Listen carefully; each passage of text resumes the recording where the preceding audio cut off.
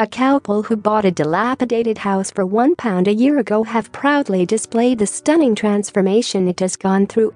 Sam and Rachael Kamau's property in Wavertree, Liverpool, had a waterfall coming down the staircase and a bathroom with no floor when it was handed to them by the city council as part of the Homes for £1+ scheme. The house was in such poor repair that they couldn't even look inside because it was so dangerous.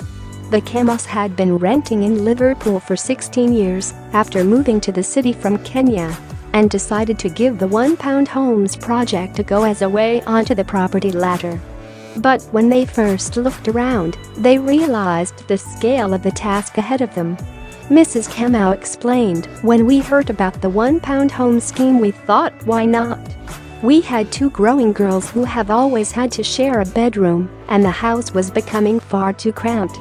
When we saw this house, it was a bit of a shock. There was a waterfall coming down the staircase because the roof had no lining, the bathroom had no floor, so you could see through to the kitchen, plaster was peeling off the walls.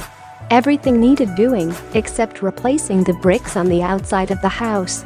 It was the worst house we'd ever seen, and I know most people would have just turned around and walked away, but what we saw, beyond the poor condition, was the space.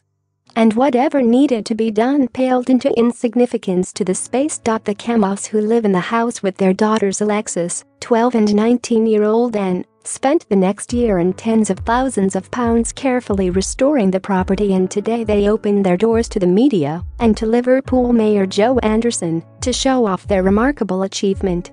Mrs. Kamau said, "It's been the best pound we've ever spent, and the journey has been a real roller coaster. It's been very tiring because we both work and we've been coming every single day since we got the keys, and sometimes it felt like nothing was happening. Even by March we could only walk in the middle of the hallway because there were no floorboards, but when that job was done and the new windows went in, we felt like we'd turned the corner. Then it started to feel like a house. Not yet a home, but a house, and that was a big moment." In June, the family began to look at furnishings and color schemes. Mrs. Kamau added, "Because we'd never done this before, we couldn't make our mind up. The first night was strange. It had been hard saying goodbye to our old neighbors, and there were boxes everywhere, but moving in felt such a huge achievement. We felt like we'd won the lottery. Then the next morning, all I can say is waking up in your own home is indescribable.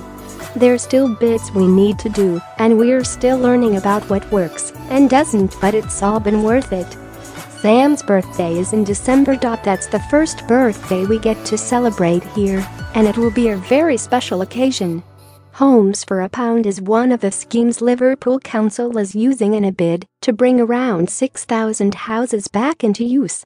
The Homes for £1+ project involves 120 properties in the Garrick Street, Webster Road, Bird Street, Richardson Street area of Picton. The properties are being released in 3 phases of roughly 40 properties per phase.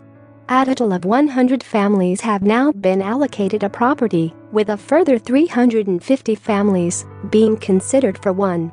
To be eligible for a £1 home, people have to live or work in Liverpool. Houses are only handed over on the condition that the buyer will bring them up to a decent home standard and not sell it on for 5 years. "I'm delighted we've got lots more properties lined up for other families, and we won't be stopping there," said Houses for £1.